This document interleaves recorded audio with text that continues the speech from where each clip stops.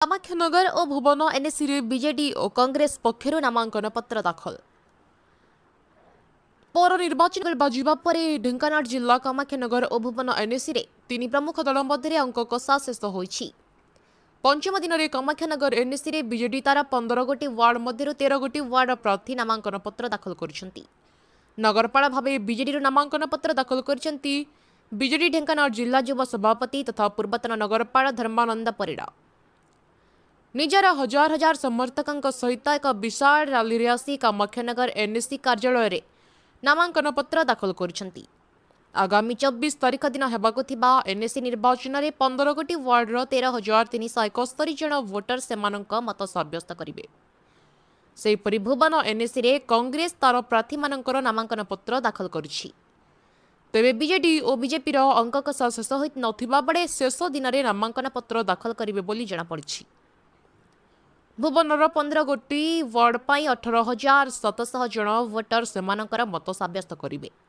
तेबे कामाख्यानगर रे गत एनएसी निर्वाचन में बीजेडी न कांग्रेस 4 स्वाधीन 2 आसन पाइथिबा बेले बीजेपी खाता खोली नथिला।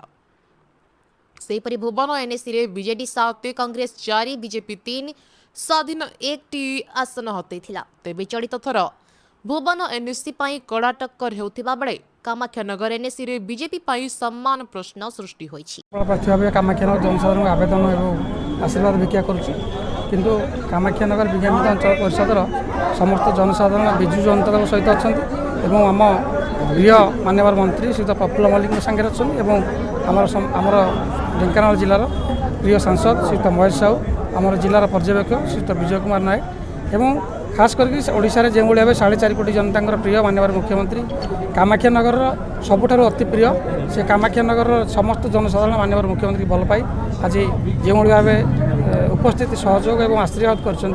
कामाख्यानगर जनसाधारण को अशेष अशेष धन्यवाद और कृतज्ञता जोड़ूँ। कौन कह आगामी कामाख्यानगर विकास क्षेत्र में सब आम जी स्थानीय विधायक माननीय मंत्री सब चिंता करती और आम सहित हाथ मिलाई बहु लोकाभिमुखी कार्यक्रम कर माननीय मुख्यमंत्री कर जहाँ सब आइडिया अच्छी कामाख्यानगर आप देखिए जो भाव कामाख्यानगर स्टाडियम होती जिला स्तरीय स्टाडियम गोटे और ता सहित प्रत्येक दिन गोटे पार्क होचे आम आगामी दिन में से टॉय ट्रेन पार्क एवं स्टाडियम ये विशेष करके गोटे जिला स्तरीय डेवलपमेंट सेक्शन में भाग नब तेणु यही सब मुद्दा नहीं खास करके आम जनसाधारण सहित अच्छा आम सहित जनसाधारण अच्छा आम जनसाधारण सहित अच्छु यह मुद्दा आम समस्ते सब बहु संख्यार विजु जनता भल पाती आज बहु आशीर्वाद मिली समस्त को बहुत बहुत धन्यवाद। जी मु कामाख्यानगर 10 नंबर वार्ड रे काउंसिलर भाव मनोनीत होती आज मुझे प्रार्थीपत्र दाखल करने आप देखुवे आम गहण केते लोक अच्छा समस्ते बेजू बाबू ये नवीन पट्टनायक आहन समस्ते आपण जापारे नवीन पट्टनायक आम मान केते सुजोग आनी दौर केते प्रकार आमको हेल्प कर तेणु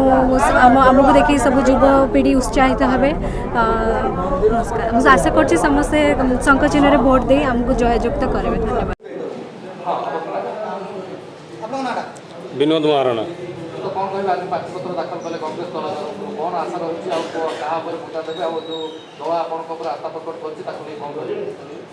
प्रथमतः मु धन्यवाद देवी आमर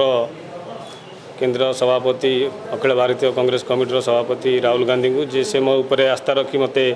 भुवन एनएसी चेयरमैन पदवी प्रार्थी घोषणा कर आज मु निरंजन पट्टनायक निर्देश क्रमे भुवन विज्ञापित अंचल परिषद चेयरमैन अध्यक्ष प्रार्थी पत्र दाखल करिछि। दल मो ऊपर आशा रखी भुवन प्रति गली कंदी प्रति छोट बड़ नागरिक भुवन समस्त जनसाधारण सहित मुझे जड़ित अच्छी समस्त सुख दुख भल मंदर मुझे सामिल होती बात्या बन्या मरुड़ी जिते विपद आसी सब मुझे समस्त सामने अच्छी मोर से मुद्दा समस्त सुख दुख मुझे साथ रही समस्त सुख दुख रही यही आशा भरोसा अच्छी समस्त मत सहयोग करेंगे और समस्त भोट रे विजय लाभ करी। कामाख्यानगर राकेश चंद्र परिड़ा सहित कंकड़ाहाड़ अंकुर सिंह रिपोर्ट न्यूज़ 12 ओडिशा।